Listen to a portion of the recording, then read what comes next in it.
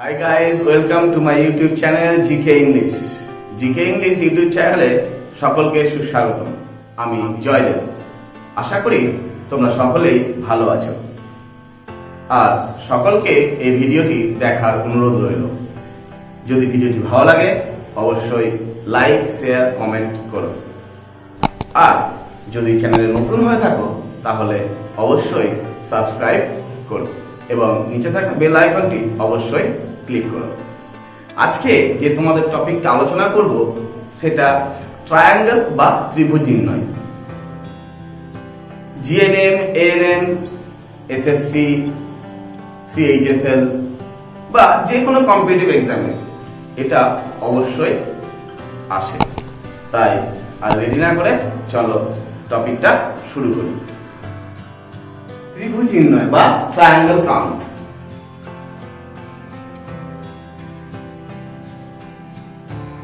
এখানে কয়টি ত্রিভুজ রয়েছে? একটি, দুটি আর সম্পূর্ণ মিলে তিনটি। খুব সহজ, তাই না? এইবার আমাকে যদি দেওয়া হয় এইখানে কয়টি ত্রিভুজ আছে, তাহলে আমাকে 1 2 3 4 এইভাবে কাউন্ট করতে না অনেকটা সময় লাগবে। তাই এতটা না ভেবে আমরা কয়েকটা শর্ট ট্রিক ফলো করব।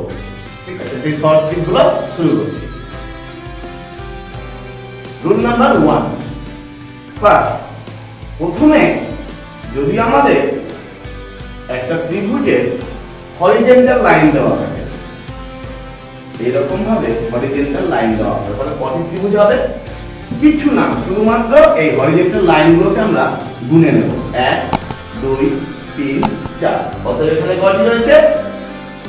4টি ত্রিভুজ রয়েছে। এখানে রয়েছে কয়টি ত্রিভুজ? 4টি ত্রিভুজ। আবার যদি আমি এইখানে বলি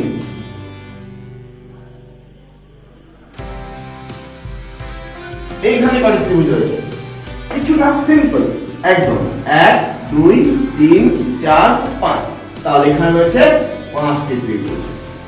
তাহলে আমাদের মনে রাখতে হবে যদি হরিজন্টাল লাইন থাকে তাহলে শুধুমাত্র লাইনগুলোকে কাউন্ট করলে বেরিয়ে যাবে। Next, rule number 2। Rule number 2 এ দেখো, এর আগে আমরা শিখলাম vertical line, horizontal line sorry. এবার দেখা হলো দিল ভার্টিক্যাল লাইন। তাহলে এইখানে কয়টা ত্রিভুজ হবে? 1 2 3 করে সবাই বলতে পারে, কিন্তু তার সাথে যদি এইরকম দেওয়া থাকে তাহলে কয়টা লাইন? কিছু না, সিম্পলি আমি নাম্বারিং করব। 1 2 3 4। এই নাম্বারিং করার পরে আমরা শুধুমাত্র যোগ করে দেব। 1 + 2 + 3 + 4 ইকুয়ালি কত হলো? 4 3 7 আর 3 10। তাহলে এখানে কত ত্রিভুজ রয়েছে? 10টি। আবার ধরো এখানে কত ত্রিভুজ রয়েছে? কিচ্ছু না, সিম্পল 1 2 3 4 5 6। শুধু সেগুলো টোটাল করে দিলেই হয়ে যাবে। 3 6 4 10 আর 15 আর 6 21টি। তাহলে এখানে রয়েছে 21টি ত্রিভুজ। এবার রুল নাম্বার 3।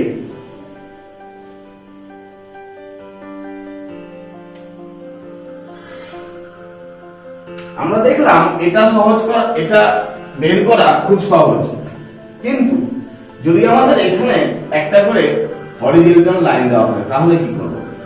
এইখানে কটা ত্রিভুজ রয়েছে? কিছু না, সেম যেটা করলাম 1 + 2 + 3 + 4। তার সাথে কতগুলো আমার হরিজন্টাল লাইন রয়েছে? 1 2 3। অতএব এটা টোটাল করে নিয়ে 10 ইনটু 3টে ধাপ রয়েছে, তাই 3 10 30। এখানে রয়েছে 30টি ত্রিভুজ। আবার ধরো এখানে দিয়েছে এইরকম, তাহলে এটা কিভাবে করব? 1 + 2 + 3 + 4 + 5 + 6 ইকুয়াল টু কত হবে? 3 3 6 4 10 5 15 আর 6 21। এবার এখানে কটা লাইন আছে? 1 2 3 4 5। কিচ্ছু না, শুধু 5 দিয়ে গুণ। 5 দিয়ে গুণ করলে কত? 105। তাহলে এখানে রয়েছে 105টি ত্রিভুজ। খুব সোজা না? এবার চলো next, rule number 4। Rule number 4 এ দেখো, এটা তো খুব সহজ, এটা সাধারণত সহজ, তাই পরীক্ষাতে আসার চান্সটা কম থাকে। দেখা গেল ঠিক আমাদের দিয়েছে এইরকম,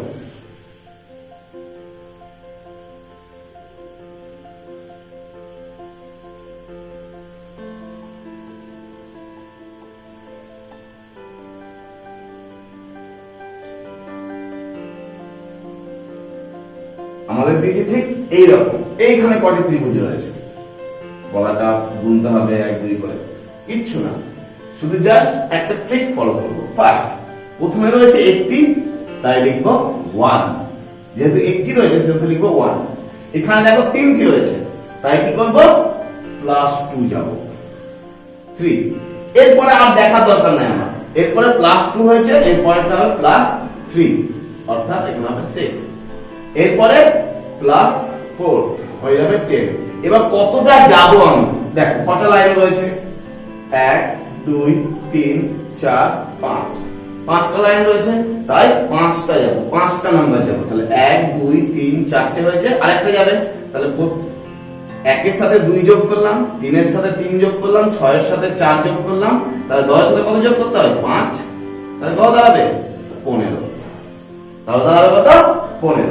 এবার সিম্পলি আমি এটাকে টোটাল করব, 6 3 9 10 10 20 আর 15 হচ্ছে 35। এইবার দেখো শুধু কি এটা করলেই কমপ্লিট হয়ে গেল না, কি করব, এইবার আমরা নিচ থেকে ইউ প্যাটার্নে যাব, তাহলে এই দিক দিয়ে এসে এই দিকে যাব, প্রথমটা স্কিপ, তারপরটা টেক করব, তারপরটা আবার স্কিপ, পরেরটা আবার টেক করব, পরেরটা আবার স্কিপ করব, এইভাবে এই নম্বরটাকে আমি টোটাল করব, দিয়ে এই দুটোকে টোটাল করলেই 48, এটা হয়ে গেল এতটি ত্রিভুজ রয়েছে। তাহলে প্রথম থেকে বলি একবার, 1 নিলাম, তারপরে +2 3, তারপরে +3 6, তারপরে +4 10, তারপর +5 15, এই টোটাল হয়ে গেল 35। এইবার যাব নিচ থেকে যাওয়ার সময় প্রথমটা স্কিপ করব, দ্বিতীয়টা টেক করব, তারপরটা স্কিপ করব, তারপরটা টেক করব, ঠিক আছে, এইভাবে টোটাল করে কত দাঁড়াবে 48, এটা হয়ে গেল ত্রিভুজ। এইরকম ধরো আরেকটা আমি করছি, এইবার দেখো এইখানে ত্রিভুজ কয়টি রয়েছে, কিছু না, সিম্পল ব্যাপার, প্রথমে আমি নিব 1, তারপরে +2 ঘর যাব, তাহলে কত হবে 3, তারপরে যাব কত ঘর +3 অর্থাৎ 6, তারপরে যাব +4, কত যাব তাহলে 10, কয় ভাগ যাব 1 2 3 4 5 6, ঠিক আছে, 1 2 3 4 5 6 অর্থাৎ 6 ঘর যাব আমরা, কয় ঘর যাব 6 ঘর, 1 2 3 4 ঘর আছে, তাহলে পরে কত যাবে +5, তাহলে কত হবে 15, এরপরে কত যাব +6, তাহলে কত হবে 21। এইবারে আমি টোটাল করব, দেখো 1 2 3 4 5 6, 6টা হয়ে গেছে, টোটাল করি 6 3 9 10 10 20 35 35 আর 21 যোগ করলে কত হবে 6 5 56। এইবার আবার সেই একই রুলস, এই দিক দিয়ে যাব, প্রথমটা নেব না, দ্বিতীয়টা নেব, তৃতীয়টা নেব না, তারপরটা আবার নেব, তারপরটা আবার নেব না, তারপরটা আবার নেব, এইভাবে একটা নেব না নেব, নেব না নেব, নেব না নেব, এইভাবে যাব। এবার এটা টোটাল করব, 6 আর 1 7, 7 আর 15 22, দিয়ে দুটো কি করব যোগ করব, তাহলে आंसर বেরিয়ে যাবে, কত হলো 78। তাহলে 78টি ত্রিভুজ রয়েছে, কত সোজা না। এইবার দেখো রুল নাম্বার এইভাবে বের করতে দেয়, আর এখানকার একটা সোজা নিয়ম হলো এটা কাউন্ট করার একটা সোজা রুল আছে, যদি এই রকম প্যাটার্নে থাকে, এই রকম প্যাটার্নে যদি ত্রিভুজটা দেওয়া থাকে, তাহলে আমাদের একটা সিম্পল ট্রিক আছে, দুটো থাকলে 5টা ত্রিভুজ, অর্থাৎ এই যে হরিজন্টাল লাইনটা যদি দুটো থাকে তাহলে 5টা ত্রিভুজ, হ্যাঁ, 3টে থাকলে 13টা ত্রিভুজ, 4টে থাকলে 27টা ত্রিভুজ, 5টা থাকলে 48টা ত্রিভুজ, 6টা থাকলে 78টা ত্রিভুজ, 7টা থাকলে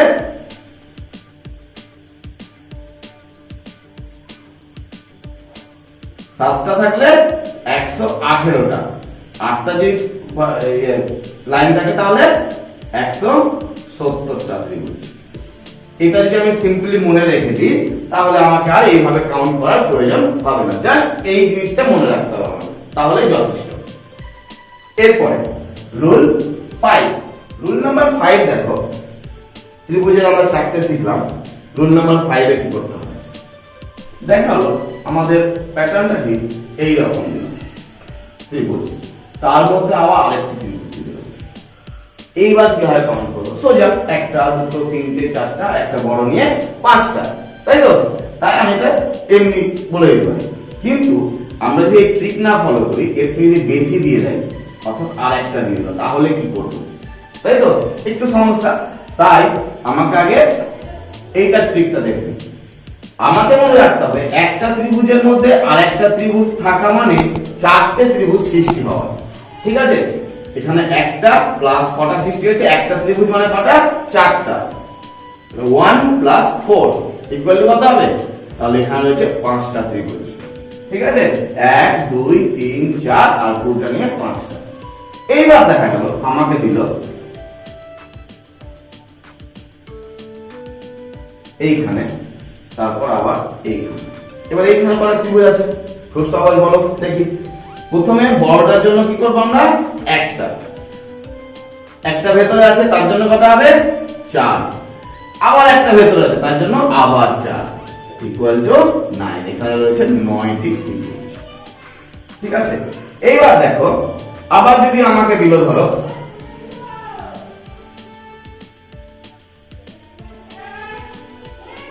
এর মধ্যে আরেকটি ত্রিভুজ, তাহলে কি করব, আবার সেম বড়টির জন্য একটা রয়েছে ভেতরে তাই 4টা, আবার একটা রয়েছে তাই আবার 4টা, আবার একটা ভেতরে রয়েছে তাই আবার 4টা, তাহলে 4 4 4 12 আর 1 13টা ত্রিভুজ। এবার আমাদের কম্পিটিটিভ এক্সাম গুলোতে একটু উন্নত ধরনের প্রশ্ন করা হয়, তার জন্য আমাদেরকে জাস্ট একটা বোকা বানানোর জন্য কি করতে পারে, যে আমাকে এখানে আরেকটা পার্ট করে দিল, ঠিক আছে? তাহলে এইখানে কটা ত্রিভুজ হবে এটা আমরা শিখব। দেখো কিভাবে, এখানে তো সবাই বলতে পারবে যে একটা ত্রিভুজ বড় আর এখানে একটা ত্রিভুজ হলো 4টা, তাহলে 5টা ত্রিভুজ আছে। কিন্তু যখন এটাকে ভাগ করে দেবে তখন কটা ত্রিভুজ হবে, মনে রাখতে হবে একটা ত্রিভুজকে ভাগ করা মানে দুটো ত্রিভুজের উৎপন্ন হওয়া, ঠিক আছে? দেখো এখানে একটা ত্রিভুজকে ভাগ করে দিলাম, এখানে কটা হয়েছে, দুটো হয়েছে, এখানে কটা হয়েছে, দুটো হয়েছে, এখানে কটা হয়েছে, দুটো হয়েছে। তাহলে দেখো বড়টার জন্য একটা ত্রিভুজ ভেতরে রয়েছে তাই 4টা, আর তার সাথে কি দুটো দুটো করে উৎপন্ন হয়েছে, তাহলে কটা হয়েছে, তাহলে দুটো 4টে আর দুটো 6টা, তাহলে 6, তাহলে ধরো 11টি ত্রিভুজ। এইবার দেখালো এর ভেতরে আরেকটা দিয়ে দিলাম, তাহলে কি হবে, তাহলে তো সিম্পল, এর ভেতরে আরেকটা ত্রিভুজ দেওয়া মানে কি 4টে যোগ হওয়া, তাহলে এর সঙ্গে আবার কি হবে, 4টি যোগ হয়ে যাবে, অর্থাৎ 15টি। সিম্পল না? এইবার দেখো আমাকে দিল এইরকম,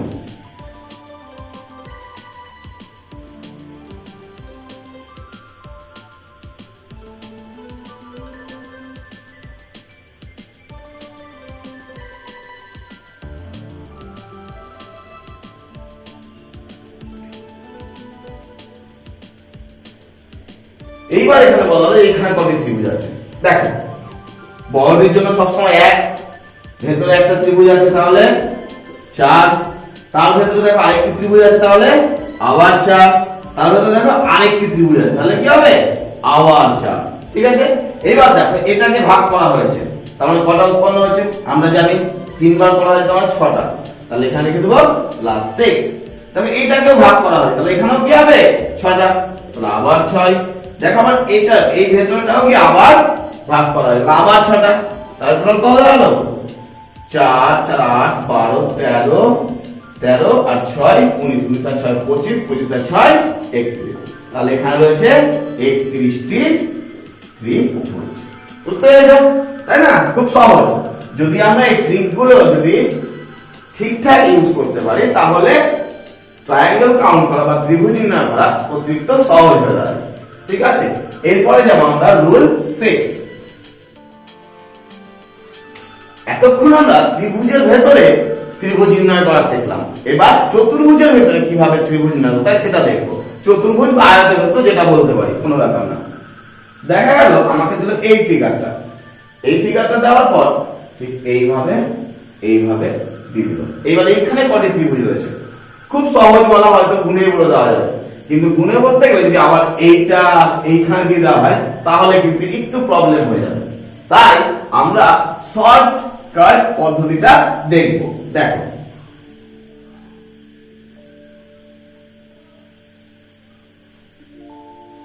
এখানে কটি ত্রিভুজ আছে, সিম্পলি শুধু গুনবো আমরা কটা রয়েছে। 1 2 3 4, 4 লিখে দিলাম। মনে রাখবে যখন একটা আয়তক্ষেত্র বা চতুর্ভুজের মধ্যে ত্রিভুজ থাকবে তখন সেটাকে 2 দিয়ে গুণ করে দেবো, হয়ে গেল। তাহলে এখানে কটি ত্রিভুজ রয়েছে? 8টি। এইবার দেখা গেল আবার এই রকম ফিগার দিল,